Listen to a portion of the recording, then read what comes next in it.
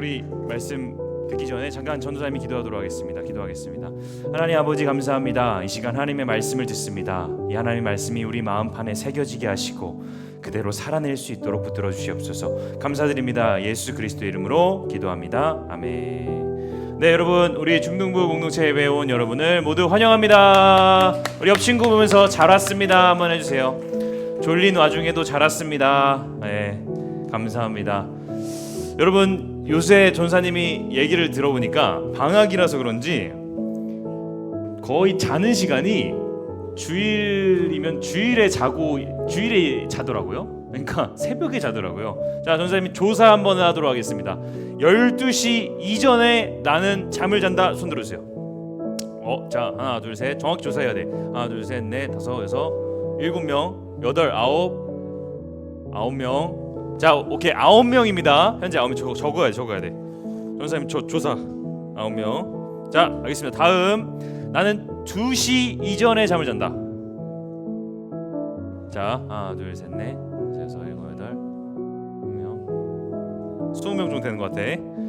자, 나는 여기부터는 이제 문제가 있는 겁니다. 조금. 나는 4시 이후에 잠을 잔다. 4시. 자, 잠깐만. 하나, 둘, 셋. 자, 4시, 5시, 6시. 좋습니다. 6명. 좋습니다. 나는 거의 토요일은 밤을 샌다고 보면 된다. 손 한번 들어주세요. 6시 이후에 잤다. 좀 전에 잤는데 좀 전에 나왔다. 자, 2명. 좋습니다. 자, 여러분, 전사님이 여러분에게 전달해주고 싶은 게 있습니다. 뭐냐면, 주일날 우리가 예배를 나오고 싶은 마음이 다 있어요, 그렇죠? 근데 예배를 나오고 싶은 마음이 있어도 못 나오게 되는 게 뭔지 아세요? 잠을 늦게 자서 못 일어나서 못 나옵니다. 그러니까 우리 친구들이 예배에 나와서 하나님 예배 드리고 싶은데 전날에 6시에 자니까 뭐 한 3시간 자고 나오니까 도저히 예배를 드릴 수가 없는 거예요. 그래서 꼭 여러분 기억하시기 바랍니다. 토요일만큼은요, 방학 인정. 근데 토요일만큼은 여러분 최소 12시? 불가능한가요? 2시, 12시 전에 자기를 권면을 드리고요. 진짜 막 학원 숙제 때문에 도저히 어떻게 안 돼. 그러면 2시. 꼭 2시 전까지 어떻게든 잠을 자서 2시 이후까지 넘어가서 막 학원 숙제하냐고 어쩔 수 없는 거는 이해를 하지만 그렇게 넘어가면 우리가 하나님 앞에 예배드릴 수가 없는 겁니다. 하나님이 밤을 창조하신 거예요. 잠을 자라고. 근데 우리가 그것을 어기고 있는 것이기 때문에 꼭 일찍 자는 여러분 되었으면 좋겠습니다. 알겠나요? 자, 다음 주에는 꼭 12시 전에 자는 겁니다. 네, 좋습니다. 자, 여러분, 농사 짓는 농부가요, 언제 가장 행복한지 아시나요? 정답, 수확할 때 가장 행복합니다. 농부는요, 한 해의 결실을, 그러니까 여러분은 열심히 공부하면 중간고사 보고 그때 이제 열매가 나오는 거잖아요. 그게 아니야. 농부는요, 한 해 동안 열심히 일해서 씨를 뿌리고 키우고 막 농약 주고 다 해가지고 이제 가을에 추수할 때가 돼야지 열매를 맛보게 됩니다. 그러니까요, 추수 시절이 가장 행복하겠죠, 그렇죠? 자, 그럼 반대로요, 이런 경우도 있어요. 1년을 열심히 준비했어요. 표정 보이시죠? 우리 농부 아저씨인데 열심히 준비해서 정말로 한 해를 내가 준비했는데 딱 추수 수확 일주일 전에 태풍이 온 거예요. 태풍이 와가지고 벼가 다 쓰러졌습니다. 1년을 내가 준비했어요. 근데 한순간에 다 날아가 버린 것입니다. 열매를 이렇게 수확하지 못한다면요, 농부의 마음이 어떨 것 같아요? 너무나 슬프겠죠. 마음이 찢어지는 것입니다. 그런데 여러분, 주변에 복음을 전하는 그리스도인의 마음도 이와 같아요. 다가오는 이제 명절이죠. 이제 다음 주면 이제 다가오는 주에는 명절이 있는데 이 기간에는 대부분의 사람들이 가족들과 시간을 보내게 됩니다. 할머니, 할아버지, 그쵸? 뭐 삼촌, 이모 세배하고 세뱃돈 받고. 자, 그런데 참 안타깝게도 모든 가족들이 예수님을 믿기는 어렵습니다. 모든 가정이 믿고 있는 집도 있지만 대부분 우리 가정만 예수님을 믿는다거나 할머니, 할아버지는 안 믿으셔. 아니면 나만 예수님을 믿는 경우도 있습니다. 이 가운데도 있어요. 그래서 그러면 이제 우리가 복음을 전하고 때로는 예수님을 믿는 사람으로 살아낼 때 감사하게도 열매가 맺혀서 부모님이 교회를 나오시고 할머니 할아버지가 나오시고 이런 경우가 있을 수 있어요. 그렇죠? 너무 감사한 일입니다. 그런데요, 반대로 1년, 2년 오랜 시간 지나도 아무런 변화가 없을 때가 있습니다. 나 혼자 예수님 믿어서 내가 열심히 정말 복음을 전하고 때로는 정말 내가 힘든 일 다 하고 예수님 믿는 사람으로서의 다 보여줬는데 꿈쩍도 안 하는 거예요. 그럴 때 우리 어떨 것 같습니까? 예수를 믿는 사람들은요, 농부처럼 낙심하게 됩니다. 열매가 없는 거예요. 아무리 뿌려도 열매가 맺히지 않으니까 너무 낙심하고 무너지게 되는 것이죠. 우리 중등부 친구 중에서도 전삼의 기도 제목을 나눈 친구가 있어요. 한 여학생이 있는데 그 여학생이 이렇게 얘기했어요. 자기가 아빠를 전도하기 위해서 계속해서 교회 가자고 말을 했다고 합니다. 그래서 그 아버지가 갈게 말은 하시는데 절대 안 나오신대요. 네, 그래서 전삼에게 이런 기도 제목을 나눈 친구가 있었습니다. 결국 우리는요, 이렇게 되면서 나의 원인을 막 찾게 돼요. 내가 잘못됐구나, 내가 부족하구나, 아니면 이렇게 생각하죠. 하나님이 나를 버리셨나? 왜 내가 하나님 일 한다고 하는 건데 내가 복음 전하는 일인데 하나님이 안 도와주시지? 이런 생각이 우리 마음 가운데 들 수가 있다는 겁니다. 그렇습니다, 여러분. 세상에 복음의 소망을 전하는 사람들, 예수님을 전하는 사람들의 나무에는 언제나 열매가 맺히는 것이 아닙니다. 너무 안타깝지만요. 그리고요, 때로는 열매가 맺히지 않는 것을 넘어서서 그 나무가 상하기도 합니다. 우리가 나무라고 하면요, 그 나무가 상하기도 한다는 거예요. 그래서 위기가 찾아옵니다. 자, 그럴 때는 우리 어떻게 해야 될까요? 여러분 지금 한번 생각해 보세요. 이제 명절을 이제 맞이해서 많은 사람들 만나게 되고, 여러분이 몇 년을 10년을 20년을 예수님을 전하기 위해서 가족들을 복음을 전도하기 위해서 노력했어요. 근데 열매가 조금도 맺히지 않는다면 여러분 어떻게 할 겁니까? 낙심할 겁니까? 나는 망했어, 하나님은 없으신 것 같아, 이렇게 할 겁니까? 어떻게 해야 될까요? 우리 그거에 대한 해답을 오늘 말씀을 통해 한번 보도록 하겠습니다. 우리 같이 말씀 제목을 한번 읽어보겠습니다. 시작. 그리스도의 향기를 풍기는 사람들. 자, 다시 한번 시작.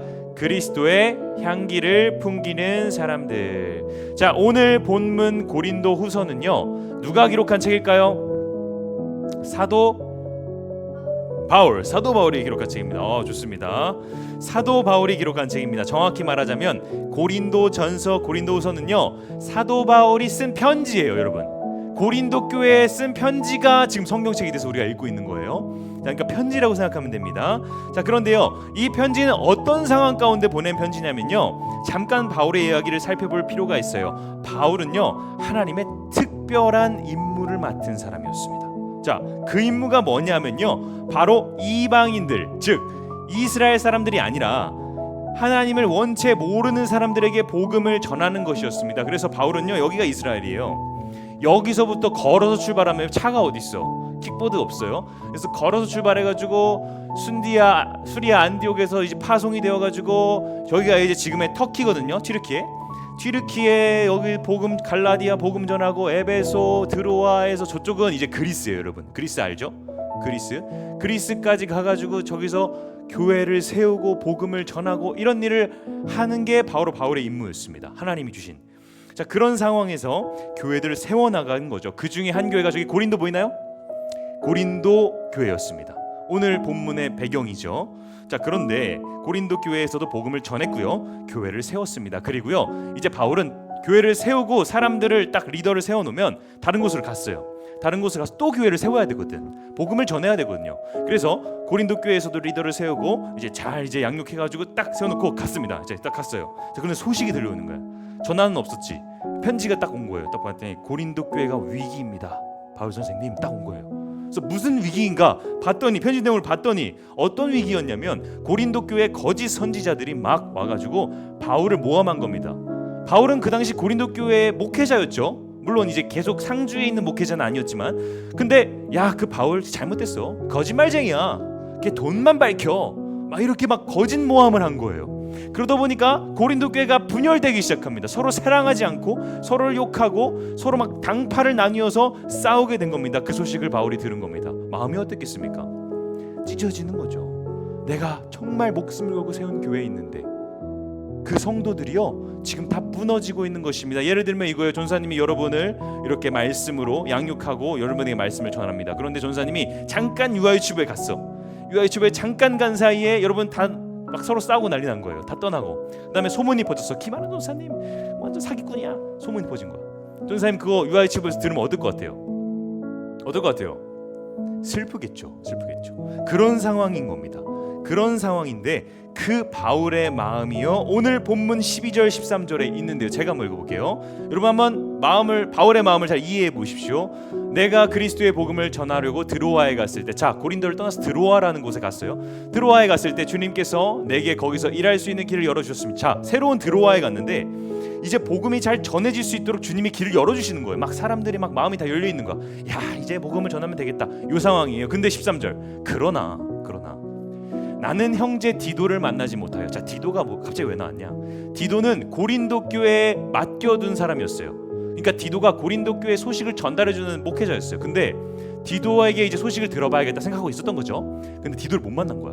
고린도 교회 소식을 몰라. 계속 걱정되는 상황이에요. 자, 그래서 바울이 이렇게 말합니다. 마음이 편하지 않은 거예요. 그래서 그들과 작별하고 드로아 사람들하고 작별하고 다시 고린도 교회가 있는 마케도니아로 갔습니다. 자, 바울은요, 하나님께서 길을 열어주셨는데도 포기합니다. 마음이 너무 힘들었거든요. 고린도 교회가 무너지는 얘기를 들으니까 마음이 너무 힘들어가지고요, 결국엔 다시 그 교회를 가야겠다는 생각을 하게 된 것입니다. 여러분, 이것이 신앙의 현실이에요. 하나님의 일을 한다고 하는데도 어려움이 찾아옵니다. 여러분 하나님의 일 하면 다 잘 될 것 같잖아요. 그렇죠? 하나님의 뜻대로만 하면 다 잘 될 것 같고, 다 열매가 맺힐 것 같고, 다 전도될 것 같은데 바울도 그렇지 않다는 것입니다. 전도하려고 간 거예요. 그런데 왜 이렇게 어려움이 있습니까? 하나님의 일을 한다고 해서 다 열매가 맺히는 건 아니라는 것이죠. 자, 부모님이나 친구에게 전도를 할 때, 그리스도인으로서 학교나 학원에서 살아갈 때 모두 하나님의 일을 한다고 여러분이 한다 할지라도, 나 예수님의 사람으로서 나 이렇게 해서 열심히 할 거야, 나 남들 다 컨닝해도 나는 컨닝 안 할 거야, 문제집 뒤에 다 보고 안 풀 거야, 나는 막 이렇게 한다고 해도. 그리고 때로는 이제 교회에서 친구들을 전도해서 데려고 오려고 막 노력을 한다고 해도 무조건 다 잘 될까요? 아니에요. 때로는요, 친구가 절교 요청을 하기도 해요. 교회 안 간다고, 나 절교해, 절교가 되기도 하고, 인스타 팔로우 끊고 그러면 나만 걔 팔로우하고 걔는 나 팔로우 안 하고, 이런 상황. 그것뿐입니까? 그것뿐이에요. 또 있어요. 이제 또 가족에게 수십 년을 가족을 전도했어요. 근데 절대 교회에 나오지 않으세요. 열매가 맺히자 오히려 핍박을 합니다. 야, 너 이제 교회 가지 마, 너 공부해, 너 이제 학원 다녀. 무슨 교회야? 이런 일이 발생한다는 겁니다. 하나님 왜 안 도와주시는 겁니까? 이런 생각이 막 들어요. 너무 마음이 무너지게 되는 겁니다.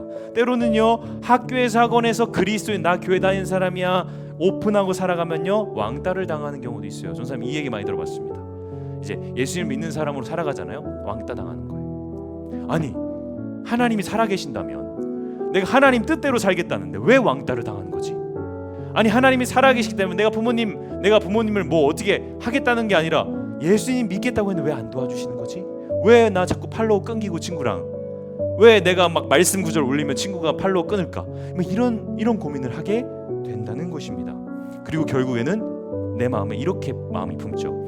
나는 안 되나 보다, 하나님이 나를 돕지 않으시나 보다, 아니 하나님 없는 것 같아 라는 생각을 하게 된다는 것입니다. 전사님이요, 대학원 다닐 때였는데요, 전사님 대학원은 신학대학원이어서 다 전사님들이에요. 그래서 전사님들이 몇백 명 있어요. 자, 그런데 오늘처럼 명절을 앞두고 있을 때였습니다. 그래서 전사님이 옆에 있는 전사님한테 이렇게 물어봤어요. 안녕하세요 전사님, 명절에 어떻게 집에 내려가세요? 이랬더니 전사님이 갑자기 표정이 좀 굳는 거예요. 저는 그냥 별 의미 없이 한 말이었거든요. 그냥 명절에 어떻게 뭐 이렇게 어디 가시나. 근데 갑자기 표정이, 여자 전사님이었는데 막 이렇게 하는 거예요. 그래서 큰일 났다, 뭔가 내가 잘못했나 생각했어요. 그러니까 그러더니 갑자기 이렇게 말씀하는 겁니다. 네, 이번에 가족들 다 모여서 집에 내려갑니다. 그런데 사실 저는 명절이 되고 가족이 모이는 자리 가는 게 두려워요. 저한테 이렇게 얘기하는 거예요. 왜 그러세요? 왜 두려우세요? 이랬더니 가서 제가 정말 막 설거지도 열고 최선을 다해서 가족들을 섬겨도 가족들이 저를 욕합니다. 여자가 막 나이도 되었는데 무슨 신학 공부를 한다고 다 때려치라고 해서 맨날 욕을 얻어먹고, 그리고 맨날 핍박을 한다는 내용이었어요. 그래서 그분은요, 매년 추석이나 설 명절이 두렵고 떨린다고 저에게 이야기를 했습니다. 그러면서 기도 요청을 했어요. 전사님은요 너무 부끄러웠습니다. 왠 줄 아세요? 나는 그 당시에 어떤 생각을 하고 있었냐면 얼마나 또 배 터지게 먹을까, 가면 몇 킬로가 찔까, 전사님 막 이런 생각하고 있었거든요. 가면 갈비 엄마가 해줄 텐데, 잡채 해줄 텐데, 와, 막 행복한 분위기, 그거를 생각하고 물어본 거였는데 그분은 아예 다른 상황이었던 겁니다. 행복하고 웃음이 넘쳐야 될 곳에 그분은 너무 두려움이 있었던 겁니다. 또 가면 어떤 욕을 먹을까, 예수님 믿는다고 또 어떤 소리를 들을까, 매번 추석이 두려워 기도 요청을 했었습니다. 자, 그래서요 이 순간에도요 누군가는 그리스도인으로서 사는 것이 어려운 사람들이 있습니다. 바울처럼 말이에요. 그런데 여러분, 그렇다면 바울은 어떻게 그 위기를 넘겼을까요? 한 교회가 무너지는 위기입니다. 열매가 보이지 않는 위기예요. 어떻게 넘겼을까요? 바울은요 오늘 본문 말씀 14절에서요 이렇게 고백합니다. 제가 한번 읽겠습니다. 그러나 그리스도의 개선 행렬에 언제나 우리를 참가시키시고 그리스도를 아는 지식의 향기를 어디에서나 우리를 통하여 풍기게 하신 하나님께 감사를 드립니다. 자, 위기 가운데 있는데 감사를 드린대요. 이게 뭔 소리입니까 도대체? 아니, 열매가 안 보이고 교회가 무너지는데 감사하다고 바울은 바로 14절이잖아요. 12절까지 문제였잖아요. 마음이 편치 않았잖아요. 근데 14절에 뭐라고 얘기해요? 하나님께 감사드린대요. 왜요? 어떻게 감사할 수 있는 건데요? 한번 그 당시를 살펴봅시다. 당시 지중해 일대는요 여러분 이렇게 나라가 많죠. 여기 있는 나라가 다 하나였어요. 로마 제국이라는 거였습니다. 지금은 이렇게 수백 개의 나라로 갈라졌지만 당시엔 로마라는 나라가 제국을 이루어서 다 다스렸습니다. 그러다 보니까요 다 다스리려면 그 나라를 침공해서 승리하게 되겠죠. 땅을 점령하겠죠. 땅을 점령하게 되면 어떻게 되냐면 내가 거기서 이겼다는 승리의 세레머니가 있었으면 뭐냐면은 내가 그래서 여의도라는 나라야. 그럼 이제 강남을 쳐들어갔어. 그럼 강남 사람들 이겼어요. 그럼 강남 사람들 포로로 다 잡아 끌고 와가지고 개선 행렬하는 거예요. 그게 세레머니입니다. 자, 보세요. 나 이겼어. 전쟁에서 막 다 군인들이 싸워서 전쟁에서 죽여서 이겼어. 그러면 포로를 이렇게 잡고서 개선 행렬을 합니다. 자, 봐라, 우리가 승리했다 이겁니다. 자, 이거를 길 이렇게 긴 곳에서 이렇게 오는 거예요. 그러면 이제 로마 시민들은 어떻게 해서 박수 치는 거죠. 아, 우리가 또 이겼구나. 포로들 앞에서. 그것뿐만이 아닌데요. 이 개선 행렬에는요 꼭 향을 피웠습니다. 한번 넘겨주시겠어요? 그림인데, 자, 여기 개선 행렬이야. 막 코끼리도 타고 저기 어디 그 아프리카를 점령했나 봐요. 코끼리도 타고 앞에서 막 노래도 부르고 뒤에 보면 여기 위에 보면은 향이 있죠. 불. 저기 향인데 저거를 피워서 올립니다. 왜냐면 그 당시 로마는 다신 사회였거든요. 신을 다 믿었어요. 그러니까 그 신에게 향기를 올려드리는 것, 그것이 개선 행렬의 포인트였습니다. 그래서 그 향을 맡는 사람들, 그 시민들은 그 향을 맡으면 아, 로마가 승리했구나 알 수 있었던 겁니다. 이런 개선 행렬의 세레머니 문화가 있었어요. 그런데 오늘 바울은 갑자기 뭐라고 말합니까? 14절에 그리스도의 개선 행렬에 하나님이 우리를 세우셨대요. 우리를 참가시켰다고 얘기합니다. 자, 이게 무슨 말일까요? 우리 한번 생각해 봐야 됩니다. 바울은요 그 개선 행렬이라는 의미하는 단어를 우리가 잘 알아야 되는데, 그리스도인을 그 개선 행렬에 포함됐다고 표현한 게 뭐냐면 바로 우리가 포로가 되었다는 표현입니다. 그 단어는요 포로로 불려들여졌다고 쓸 때 많이 사용이 됩니다. 그러니까 바울이 지금 얘기하는 건 뭐냐면 그리스도의 개선 행렬, 예수님께서 승리하셨는데 우리가 그 행렬에 포로로서 잡혀가고 있다는 겁니다. 포로로서. 이게 무슨 말이지? 포로, 아까 포로 봤죠? 포로로 잡혀 있다고 말하는 것입니다. 자, 여러분, 포로가 무엇입니까? 포로는요 주인이 바뀐 사람들입니다. 그전에는 내가 이 왕을 섬겼었는데 이제 이 왕이 졌어. 그러면은 이제 나는 저기 로마를 섬겨야 되는 사람, 그게 포로예요. 그러니까 지금 바울이 말하고 있는 건 뭐냐면 나는 예수 그리스도 앞에서 포로가 되었다는 겁니다. 나는 그 개선 행렬에 묶여가는 사람이랑 똑같다. 예수님이 십자가에서 죽으심으로 사단의 권세로부터 승리했잖아요. 부활하심으로 이제 사망을 이기셨잖아요. 그래서 우리도 나중에 믿음으로 구원받고 부활할 수 있잖아요. 이 승리의 고백을 포로로서 내가 끌려가겠다는 겁니다. 내가 포로로서 내가 그 개선 행렬에 동참하겠다는 겁니다. 그럼 어떻게 됩니까? 옆에 있는 향이 피워지겠죠? 그게 바로 그리스도의 향기다라고 얘기하고 있는 것입니다. 우리가 이것을 알아야 돼요. 자, 포로됨을 바울은 이렇게 표현합니다. 14절이요. 14절에 노란색을 읽어주세요. 여러분, 제가 흰색을 읽겠습니다. 그러나 그리스도의 개선 행렬에 언제나 우리를 참가시키시고, 시작. 그리스도를 아는 지식의 향기를 어디에서나 우리를 통하여 풍기게 하시는 하나님께 감사를 드립니다. 그렇습니다. 바울이 지금 얘기하는 게 뭐예요? 나는 그리스도의 죽음 앞에서 포로가 되었다. 나 이제 예수님이 그 승리하신 그 개선 행렬에 포로로서 끌려가면서 뭐예요? 주인이 예수님인 거죠. 포로로서 끌려가면서 나 이 향기 풍긴다는 거예요. 향기 풍긴다. 무슨 향기예요? 그리스도의 아는 지식의 향기를 어디에서나 나를 통해서 풍기게 하신다. 그 포로 끌고 갈 때 그 로마의 승리의 향을 피웠던 것처럼요.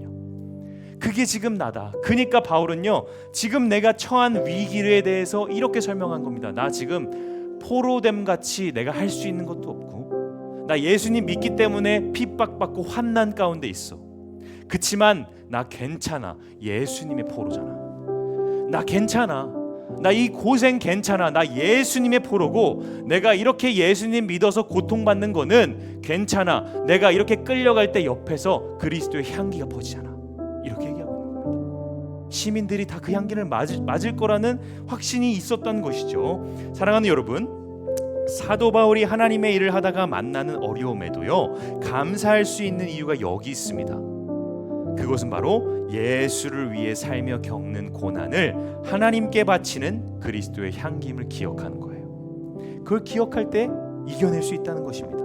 그래서요, 바울은요 15절에 이렇게 고백합니다. 함께 한번 큰 소리를 읽어봅시다. 15절 시작. 우리는 구원을 얻는 사람들 가운데서나 멸망을 당하는 사람들 가운데서나 하나님께 바치는 그리스도의 향기입니다. 이게 무슨 말인 줄 아세요, 여러분? 그 포로가 개선 행렬에 끌려가잖아요. 그러면 이긴 사람도 있고 진 사람도 있어요. 진 사람들은 포로의 그 자식이 나면 펑펑 우는 거예요, 그냥. 근데 이긴 사람들은 막 환영하는 겁니다. 이 상황이에요. 우리가 이번 명절에 설날에 이제 가잖아요. 그러면 예수님을 믿는 분들도 있고요, 안 믿는 분들도 있습니다. 때론 학교에 가잖아요. 예수를 믿는 친구도 있고 안 믿는 친구가 있어요. 그런데 내가 거기서 예수님 뜻대로 살아가면서 조금 희생하며 살아갈 때 너무 힘든데, 그게 힘든데 괜찮다는 거예요. 이들에게나 저들에게나 난 그리스도의 향기라는 겁니다. 어떻게 해요? 하나님께 바치는 그리스도의 향기라고 말합니다. 사랑하는 여러분, 누군가는 여러분에게 그리스도의 향기를 풍기라고, 사람들에게 풍기라고 이렇게 얘기하는 사람들이 있을 겁니다. 그런데 오늘 말씀을 정확히 보니까 우리는 그리스도의 향기를 사람들을 향해 풍기는 사람들이 아닙니다. 누구를 향해 바치는 거예요? 누구를 향해요? 하나님께 바치는 그리스도의 향기입니다, 여러분. 그래서 여러분은요, 여러분이 어디에서 살아가든지 간에 여러분이 예수님 뜻대로 살아가면서 얻는 고난, 그 포로됨 때문에 퍼지는 향기는요, 하나님을 위한 겁니다. 그래서 여러분, 이런 마음 품으면 안 돼요. 내가 우리 가족들, 안 믿는 가족들 앞에서 그 가족들이 뭔가 잘 되기 위해서 착한 모습 해야지. 요거는 오늘 말씀에 좀 안 맞는 거예요. 예를 들어서 내가 저 친구 전도하기 위해서 내가 정말로 내가 그런 모습 보여줘야지. 요 마음은 조금 순서가 잘못된 겁니다. 뭐부터 가야 되냐면 하나님께 먼저 봐야지. 내가 하나님 위해서 잘 살아가야지. 내가 하나님 위해서 내가 그리스도의 향기를 풍겨야지가 1번인 거예요. 오늘 바울 말을 그렇게 얘기하는 거예요. 그래서 자, 이렇게 되면 뭐가 바뀌냐면 그 사람들이 예수를 안 믿는다고 해도 상관없어요. 열매가 안 맺혀도 상관이 없는 거예요. 내가 친구들에게 정말 노력을 했어요. 그리스도의 향기를 풍겼어요. 다 내가 손해받고 내가 맨날 청소 다 했어요. 자, 친구들이 이제 복음 전파되겠지? 근데 친구들이 어림없어요. 안 가, 나 교회. 뭐 하는 거야? 고생해. 자, 그럼 낙심되잖아요, 그렇죠? 그런데 바울은요, 낙심이 안 돼요. 왠지 아세요? 쟤네 잘 보라고 한 게 아니거든요. 하나님께 올려드린 향기였거든요. 그래서 쟤네가 변하지 않아도 상관없어요. 우리 가족이 전도 안 돼도 상관이 없는 거예요. 왜요? 나는 하나님 앞에서 그리스도 뜻대로 살면서 향기를 풍겼다는 겁니다. 그게 바로 로마의 행진에서 향이 신들을 위해 올린다고 했죠. 향은 위로 올라갑니다. 위로 올라가요. 하나님께 내 삶을 드린다는 바울의 고백입니다. 바울이 그래서 갈라디아서 2장 20절에서 이렇게 고백하죠. 내가 그리스도와 함께 십자가에 못 박혔나니 그런즉 이제는 내가 사는 것이 아니요 오직 내 안에 그리스도께서 사시는 것이라. 나는 그리스도 위에 살겠다 고백하는 겁니다. 사랑하는 여러분, 우리 꼭 기억해야 됩니다. 그리스도의 향기를 풍기는 대상은요 1번 하나님입니다. 하나님. 옆에 있는 친구를 위해서 하다 보면 여러분 100% 낙심해요. 친구 전도 안 될 수도 있거든요. 그래서 하나님을 향해 전도하는 여러분이 되었으면 좋겠습니다. 그래서 바울은요 고린도전서 2장 2절에 이렇게 고백합니다. 나는 예수 그리스도와 그가 십자가에 못 박힌 것 외에는 아무것도 알지 아니하기로 작정하였습니다. 내가 예수님 죽은 것 외에는 난 모르는 거다. 난 그것만 안다 얘기하고 있어요. 그렇기 때문에 나도 죽을 수 있는 겁니다. 내가 포로 될 수 있는 거예요. 포로 개선행렬에 내가 포로로서 끌려가는 겁니다. 근데 옆에 향이 하나님께 올려져 간다는 것입니다. 그래서 바울은 괜찮았습니다. 내 일이 안 돼도, 전도가 안 돼도, 내가 예수님의 가정에서 태어나지 못해서 너무 슬퍼도 괜찮았던 겁니다. 왜냐고요? 바울의 향기는요, 바울의 그리스도의 향은요 하나님께 올라가고 있었기 때문입니다. 그래서 이것을 기억해야 됩니다. 말씀을 마치겠습니다. 사랑하는 여러분, 혹시 예수님을 믿는 사람으로 살아가거나 예수를 전하는 것 때문에 힘든 적이 있습니까, 여러분? 잘 한번 생각해 보십시오. 내가 예수님을 믿는 것 때문에 부끄러웠거나 예수님을 믿는 것 때문에 우리 가족이 날 뭐라고 했거나 뭔가 그것 때문에 피해 본 적이 있으십니까? 명절을 맞이해서 가족들이 다 모이게 되면요, 예수님을 믿는 것 때문에 핍박을 받거나 부끄러운 적을 경험한 적이 있으십니까? 다른 친구들은 다 교회 다니는 부모님, 할머니, 할아버지인데 우리 집은 교회 다니는 사람 나밖에 없어. 너무 낙심되잖아요. 다른 친구들은 가족이 3대가 4대가 우리 교회를 다닌다 그러는데 나는 친구 따라 우리 교회 와서 한 명도 명절에 교회에 대한, 예수님에 대한 얘기를 할 수가 없는 겁니다. 너무 슬프잖아요. 너무 힘들잖아요. 그런데 낙심하지 마시기 바랍니다, 여러분. 여러분의 삶이요, 그들을 변화시키지 못했다고 하더라도 하나님께 올라가고 있습니다. 여러분의 삶이 향기가 되어 하나님께 올라갑니다. 여러분 잘 살고 있는 겁니다. 여러분이 그것 때문에 힘들다면 잘 살고 있는 겁니다. 나 혼자 예수님 믿기 너무 힘들어요, 전사님. 가족들이요 제 말 듣지도 않고 내 친구들이요 교회 다닌다고 놀려요. 그런데 나 어떡하죠? 오늘 바울은 말합니다. 잘하고 있는 거야. 잘하고 있는 거야. 너희의 향기는 1번 하나님께 올라가는 거기 때문에 잘하고 있는 거야 말하고 있습니다. 사랑하는 여러분, 향기는 눈에 보이지 않습니다. 그러나 그 냄새를 통해 실체를 알 수 있어요. 피자집을 지나가기만 해도 피자 안 봐도 피자집인 거 알잖아요. 이처럼 향기는 눈에 보이지 않아도요 실체를 알려줍니다. 사랑하는 여러분, 하나님께 여러분이 먼저 그리스도의 향기를 올려드린다면, 여러분의 희생과 고난이 하나님께 올려드리는 거에 목적이 있다면요, 그 향기는요 주변에 퍼집니다. 내가 그렇게 하려고 안 해도요 퍼지게 되어 있습니다.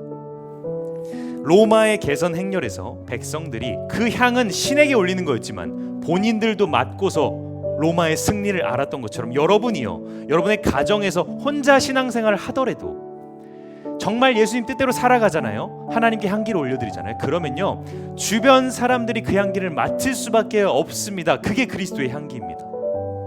이 사람들 위해서 내가 풍긴 건 아니에요. 근데 하나님을 위해서 풍겼더니 주변 사람들이 다 맞습니다. 로마 시민들처럼요. 아, 로마가 승리했구나 알 수 있었잖아요. 그 사람들은 집에 있는데 향기가 냄새가 나는 거예요. 나가보니까 승리했네. 이게 우리의 삶이 되어야 된다는 겁니다. 우리는 하나님께 향기를 온전히 올려드립시다. 그러면요 여러분 주변에 믿지 않은 가족들, 엄마 아빠, 내가 너무나 전도하고 싶었던 그 엄마 아빠, 그리고 내가 너무 사랑하는 그 친구들이요 그 향기를 어디서 맡고요 와서 예수님의 승리를 봅니다. 아, 예수님이 진짜 있구나, 맡게 돼 있다는 겁니다. 향기는 눈에 보이지 않지만 실체가 있습니다. 무조건 있어요. 여러분, 우리의 삶이요 이런 그리스도의 향기를 풍기는 삶을 살아야 됩니다. 사람들이 목적이 아니라 하나님이 목적인 삶. 사람들에게 풍기는 사람이 아니라 하나님께 향을 올려드리는 사람, 그 사람이 살아갈 때에 주변 모든 시민들이요 그 향기 맡고 예수님이 승리하신 줄 알게 될 것입니다. 이것을 기억하는 여러분 되었으면 좋겠습니다. 낙심하지 마세요. 예수님이 전도가 안 된다고 낙심하지 마세요. 엄마 아빠가 아무리 말해도 교회 안 한다고 낙심하지 않으세요. 여러분 그냥 하나님께 올려드리십시오. 그러다 보면 부모님도 친구도 그 냄새 맡고서 예수님 볼 수 있을 것입니다. 우리가 기억했으면 좋겠습니다. 자, 이번 명절을 맞이해서요 전사님 한 가지 도전을 드립니다. 명절에 여러분 가족들 다 만나죠. 도전을 드립니다.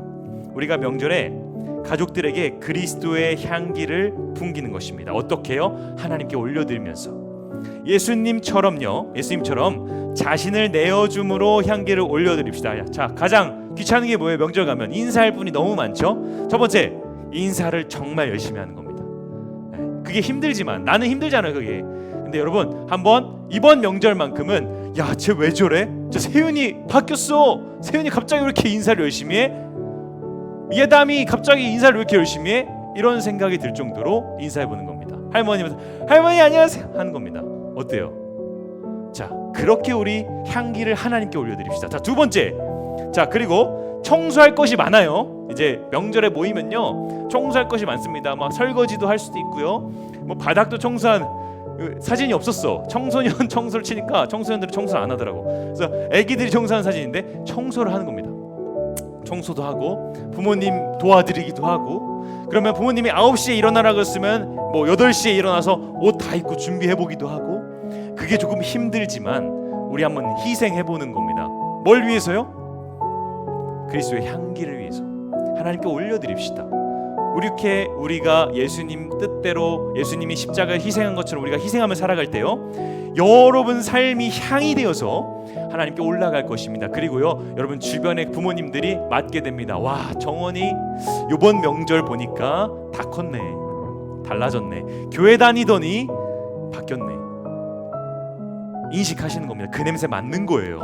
그게 그리스도의 향기예요. 그리스도의 향기. 와, 용진이 이번에 추석 명절 때 달라졌네 하는 겁니다. 그렇게 하는 여러분이 되었으면 좋겠습니다. 그래서 이번 명절에 꼭 기억하시고 인사와 청소, 그리고 우리 어른들 앞에서 정말 우리가 예수님 믿는 사람으로서 행동하는 거, 그것을 미션으로 삼고요 다음 주까지 꼭 이루고 오는 여러분 되었으면 좋겠습니다. 자, 이룰 수 있겠나요? 네, 좋습니다. 감사합니다. 그래서 이 시간 전사님이 같이 기도하고 마치도록 하겠습니다. 기도하겠습니다. 하나님 아버지 감사합니다. 이 시간 우리에게 너무나 귀한 말씀 주시니 감사합니다. 예수 그리스도의 포로된 자 되어서 우리 중등부 공동체 모두가 우리의 삶으로 하나님께 향기를 올려드리게 하여 주시옵소서. 하나님, 우리가 부족하고 연약합니다.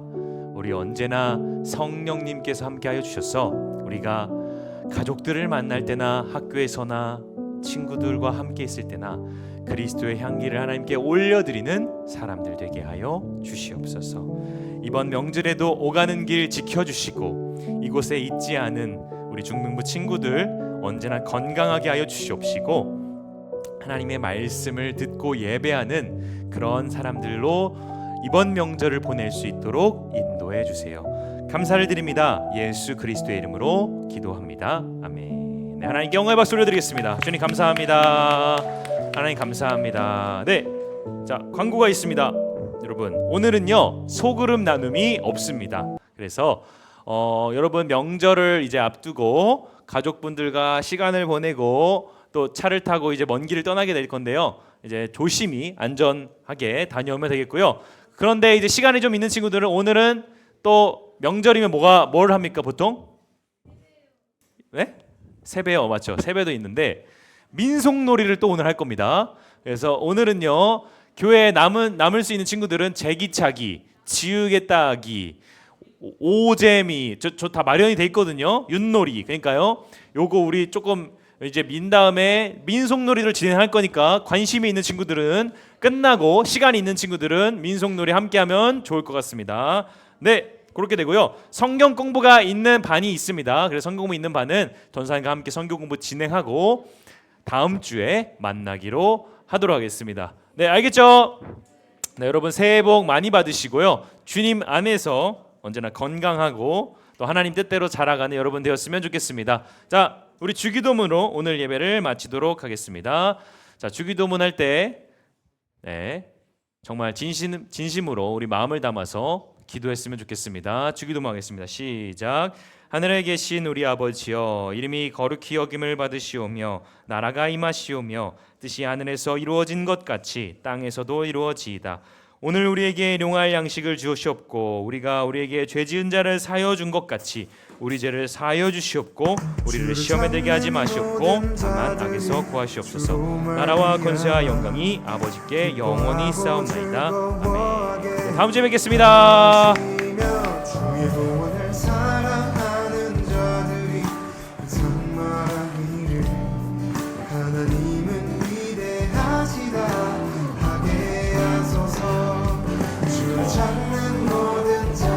알지 예수. 기뻐하고 즐거워하게 하시며 주의 구원을 사랑하는 자들이 찬양하기를 하나님은 위대하시다 하게 하소서. 주는 나의 도움 나를 건지시느니 여호와여 지체 말고 내게 임하소서.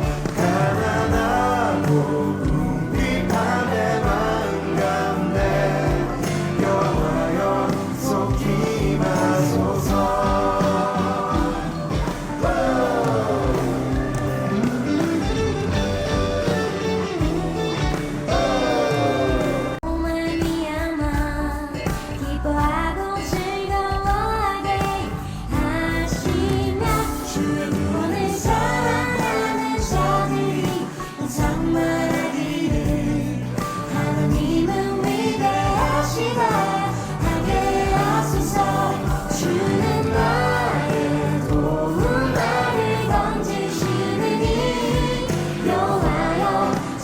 상렬아, 상렬이 원준이, 상렬 원준.